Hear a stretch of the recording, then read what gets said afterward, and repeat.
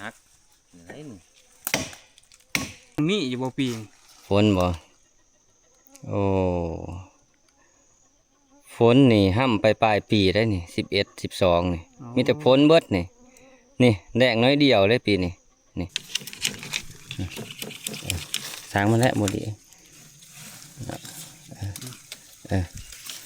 ตัดไปยับไปบ่บางกลางเนี่ย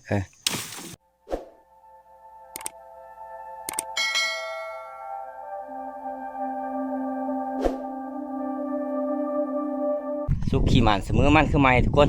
ความเจ็บอย่างไรความไข่ยาสุมีเนาะกราบทักทายสบายดีตอนเช้ากาคือมือนี่กาเป็นมือใส่ชีวิตอยู่ในป่าอีกมือนึงทุกคนเนาะก็คือเป็นมือที่3หลังจากกินข้าวกินน้ำแล้วก็ในพางก็สิออกพาน้องม้าออกล่าบัดนี้ทุกคนนี่ไปกับเป่า2 คนเนาะแล้วก็น้องม้าอีก4 ตัวไปนะมือนี่เฮ็ดเป็น3 ทีมในพานอีกทีมหนึ่งพานใหญ่กับทีมหนึ่งพานใหญ่ทีมพานใหญ่กับมีพานแล้วก็ไม่ทับกุ้งนะ3 คน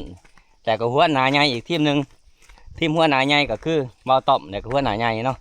แบ่งกันเป็น3 ทีมก็สิแบ่งนี่เฮาก็จะไปล่องน้องม้าเฮาเพราะว่าน้องม้าเฮาใหม่ทุกคนเลยเนาะ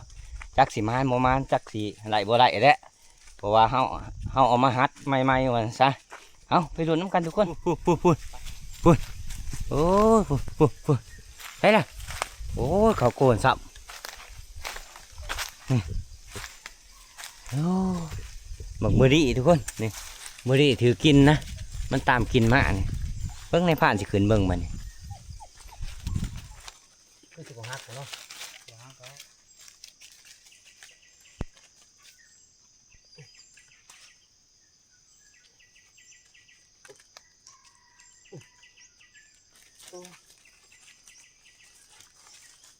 ทางนี้กับบางแก๊บทางนี้ไปจะที่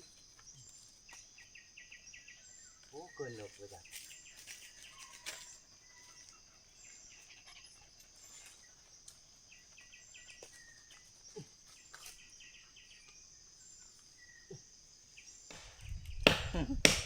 ปลากับปลาได้หน่อยเอาหัวกัดใหม่ก็ยังขาด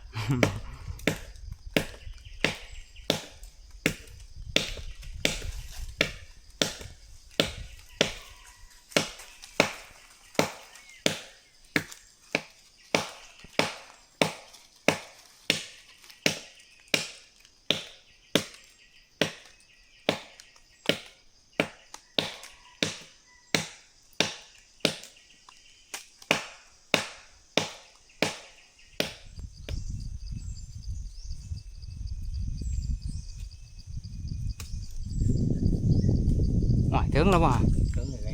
โอ้แต่ที่จบได้ด้วยเจ้าเอาคือปวด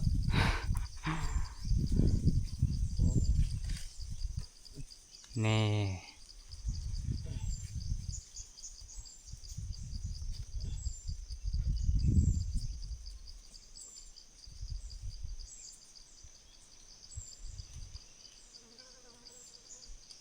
นี่ตัวแหลกแหงมานทุกคนนี่โอ้เดี๋ยวว่าเอาแต่น้อยไปหาใหญ่ทุกคนนี่ปลาเขาออกมาประมาณ100 เมตรเนี่ยเอากับมานทุกคนนี่บอกเพื่อดีจะคล้องมันไปมันนี่เดินทางต่อพุ่นแหละเขาก็สิไปเรื่อยๆเนาะไปลุ้นกันต่อทุกคนบัดนี้พุ่นลงมาเขาไปยังไปหาใหม่เด้อไปเอาเดี๋ยวว่าม้าใหม่เขาเข้ากับม้าแต้มแดกเลยทุกคนแต่ว่ามันตัวหน่อยนะแต่ว่าม้าหน่อยไปหาใหญ่เนี่ยตำละมันถ้าว่าม้าใหญ่ก่อนนี่เขาไปมันก็สิบม้าอีกนี่จะคล้องผลงานมันโอ้เจ็บขาขางหนึ่งเคยเจ็บไปเลยม้าหัวหน้าม้าน้ำ2 ตัวบักลำก็อีหุ่ยสู้พากันเฮ็ดอีสาน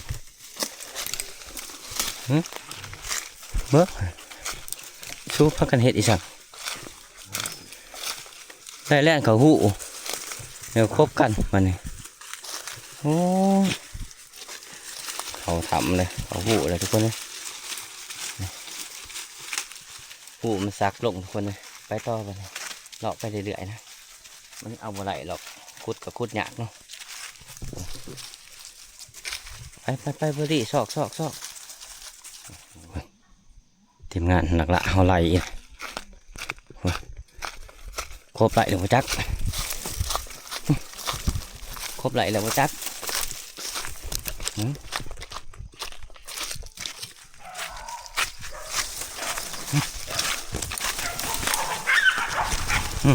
ครบไหลเลยครบนี่ทั้งเลยงานหนักละเอาไหลอีกยังเลยโอ้เขาทำเลยเต้นหัวโตก็เต้นหัวเต้เขาหูอีกเลยสองโตเลยเขาหูเพื่อนมันเลยนะนี่มึงสิแย่มึงก่อน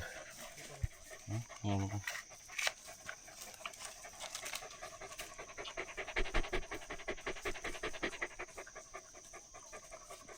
หูสักโต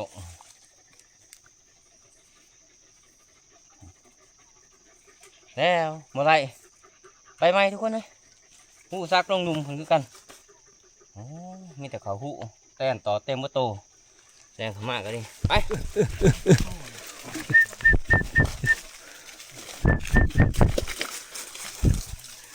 นี่แต้นมันผ่านในผ่านของหนึ่งนี่โอ้เต็มว่าโตมันเห็ดไปหาไม้ไปโอ้ไล่แต่เขาหูชูนี่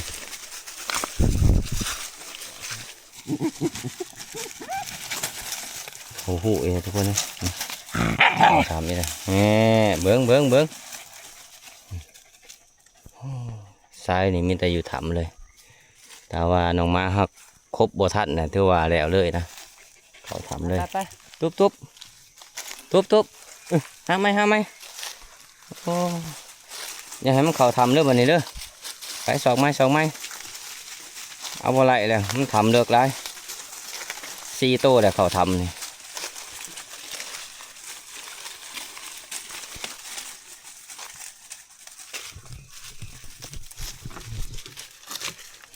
มาเท่าไร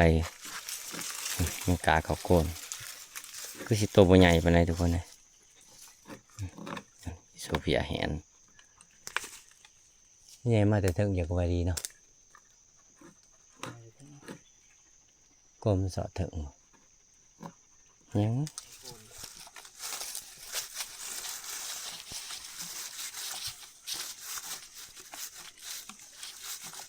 เที่ยงทำไม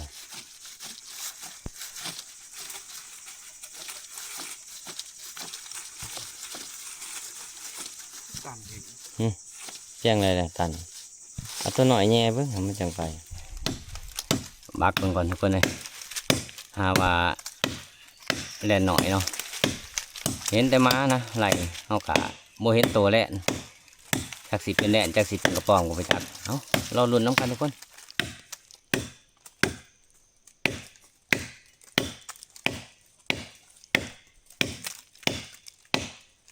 อีหุ้ยอะไรถ้ามันห่อใส่มึง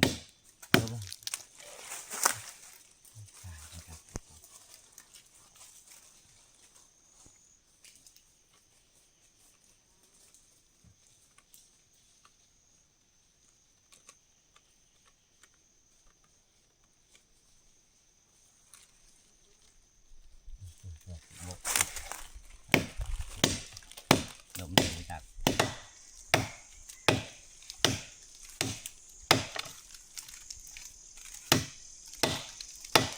เพราะว่าก้นเนี่ยหน่อยเขาว่า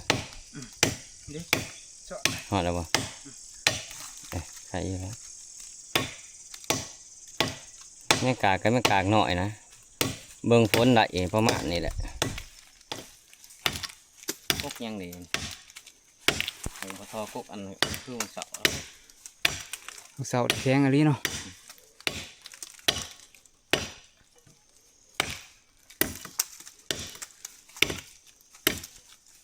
ไม่แง่กับกายเนาะสิฮักเล่น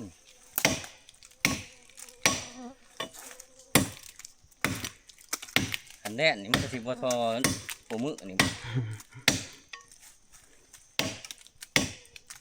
อ้ยว่าแต่ไม่กี่ตัวนี่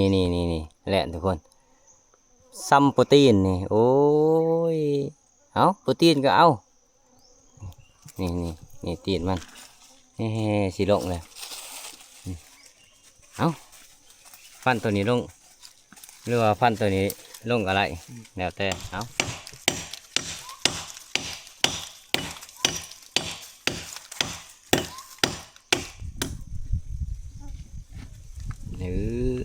ตอนนี้ได้พอดีเบิ่งฝนฝ่าฝน โอ้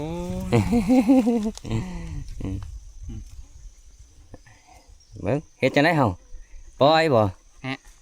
ปล่อยเนาะ ปล่อยอะไรเสีย เดี๋ยวเบิ่งฝ่าเบิ่งฝนก่อน เบิ่งฝนมีอยู่บ่ปี ฝนบ่โอ้ฝนนี่ห้ำไปปลายปีได้นี่11 12นี่มีแต่ฝนเบิดนี่แดงน้อยเดียวเลยปีนี้นี่เดือนเก่าเดือน8เดือนเก่านี่ถือว่าแดงน้อยเดียวฝนหลายนี่ ขาวๆนี่แม่นแรงบ่ แมนนี่ขาวๆนี่มันแดงนี่เอาเขาก็สิปล่อยมัน เอา ปล่อยขึ้นต้นไม้ใหญ่ๆที่ไปแม่งอันนี้ก็ลายอยู่ดีปล่อยมันตัวหน่อยลายปลาแหวมันใหญ่ๆจังว่ากันไหมไปบัดนี้ไปต่อพาน้องมาเขาเลาะไปพุ่นแหละไปเรื่อยๆแต่ตอนนี้บ่จักถีจักแล่นน่ะจักทั้งไรมาทั้งไรแล้วบัดนี้ไปสอกหาไหมหาตัวใหญ่ๆเนี่ยโอ้ยตัวนี้หน่อยหนึ่ง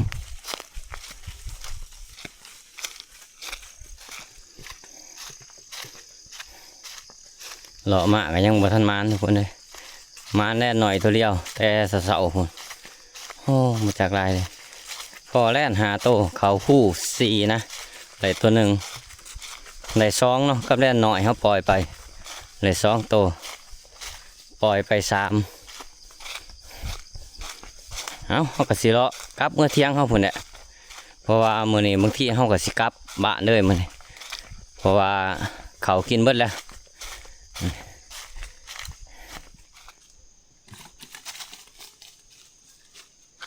ยังแหละโซเฟีย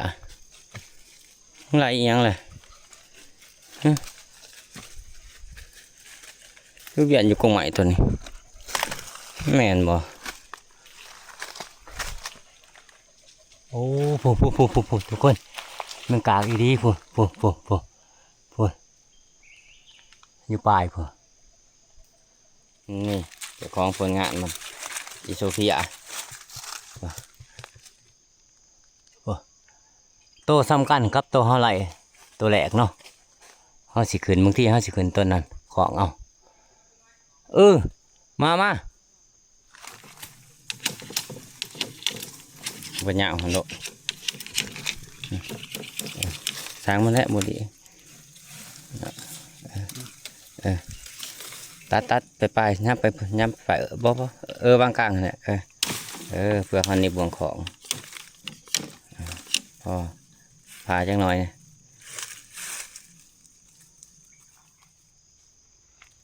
เพื่อมาจากบวงของเขา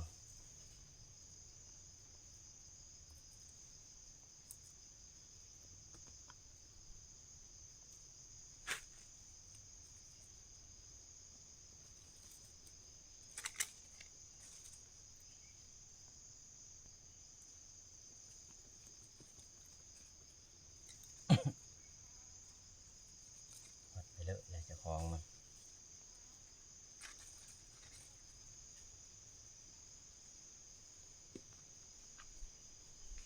ทุกคนแดนผู้ที่ซ้ำกันเลยกับตัวอะไรตัวเด็กเนาะโอ้ยหกขนาดจะสิคล้องนี่อะไร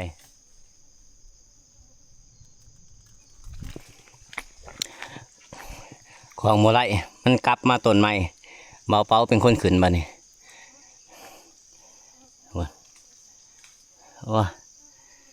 แม่งอันนี้ลายทุกคนเลยตอมหูตอมตาจักลายนี่2ตัวถือว่าตัวใหญ่กว่าตัวแรกนะนี่ตัวใหญ่กว่าตัวแรกตอนไปก็ได้ขางเทียงตอนมาก็ได้ขางเทียงทุกคนเลยถือว่าเข้าไปมือนี่กาพอแล่นอยู่6ตัวได้3ไป3นะแล้วก็ ตัวที่3ตัวเฮาไหลหันเฮาปล่อยไปคืนนะมันตัวหน่อยเนาะตัวประมาณนี้แหละสำหางมันเฮาได้ปล่อยไปปลามันใหญ่ๆก่อนจังมาคั่วมันใหม่ถือว่าซ้ำนี่ก็ครอบครัวหนึ่งก่อยอิ่มแต่ละตัวนี่เอาบัดนี้เฮาก็สิกลับเที่ยงเฮาพุ่นแหละเที่ยงหน่อยพุ่นน้องม้าเฮาแต่ละตัวนอนถาอีหุ้ยกับหมอลำหันบ่ไปน้ำหัวหน้าซับมากับนายพรานนี่ผลงานอีโซเฟียตัวสุดท้ายนี่ตัวแรกฮะผลงานหมอเบอรี่ไปกลับเที่ยงเฮาเบอรี่ไปเฮามาหอดเที่ยงทีมงานเฮากันยังบ่ทันมีไผมาหอดเนาะแต่นายพรานมาหอดกินเขาวแล้วก็สิกลับบ้านด้วยมื้อนี้เพราะว่าเขาน้ำท่าปลามันก็เบิดเลยทุกคนเลยให้เป่านับเอากบ80ปลายโตนะคน8คนค่ะเป่านับเอา20โตคนละ10โตเนาะสิพาน้องม้ามื้อส่วนแรกนี่เฮาก็สิเอาตัวน้อย2โตนี่แหละกับผู้ที่แบ่งกันคนละโตกับเป่านี่พาหนะเฮาก็รถคือเก่าทุกคนเลยนี่มอเตอร์ไซค์ห่างของเฮานี่แหละเดินทางกลับบ้านถือว่าช่วงนี้ก็สะดวกสบายเมื่ออยากอยากมานี่ถือว่าลงไป2 วันก็สิกลับขึ้นมาอีกคือเก่าพาน้องม้าเฮามากลัว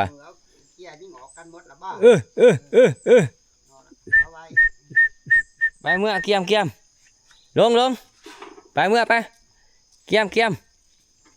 ลุกคอยเมื่อไปตอนนี้เพื่อสิเหาะนี่ก็3 โมงครึ่งนะทุกคนเลยเปิดน้องม้าเข้าไปก่อนนะ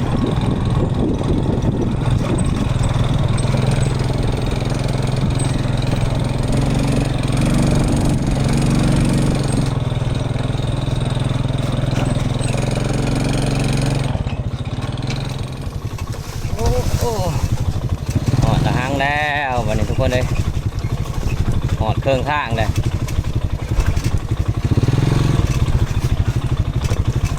โ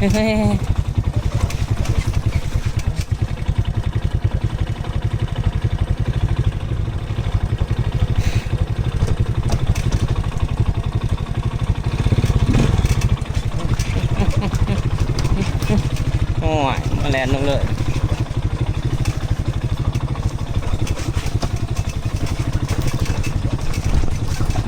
โอ้น้ำร่วงห่วงไวเลยเด้อ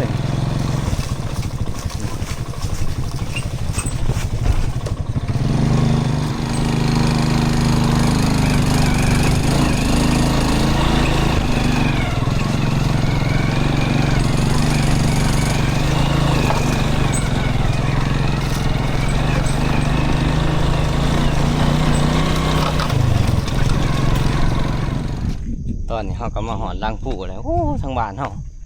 ฝ่าฝนกำลังสิมาทุกคนเลยฝุ่นในอาทิตย์อยู่แล้วฝุ่นตอนนี้ก็ลงเลยทุกคนเพราะว่าฝ่าฝนมาอาญานะยานต้นไม้มันล่มนี่ฝุ่นเสียงล่มเสียงฝนดังมากเลยน้ำมันก็หายเมื่อน้ำใครแน่แต่มาหอดทุกคนเลยโอ้ถ่ายอยู่กลางป่านี่จักเสียดเลยแนวนี่ใจหายใจขวามเลยทุกคนเลยแต่ว่ามันไหลหนีเลยนี่จากไหลไปทางไหลไปทางสารวัตรมันจ้างไปเบิดอะ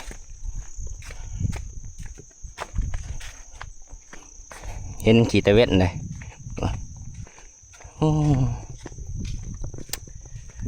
คลิปวิดีโอนี่ก็มียังไงทุกคนในพางกับสปิดไว้เพียงเท่านี้เนาะก็ติดตามคลิปวิดีโอหนานะก่อนอื่นก็ขอขอบใจทุกคนที่เขามาหามาชมในพานตั้งแต่ต้นจนจบเนาะขอบใจได้ทุกคนพอกันอยู่บ้านพ้นสูงคือเก่า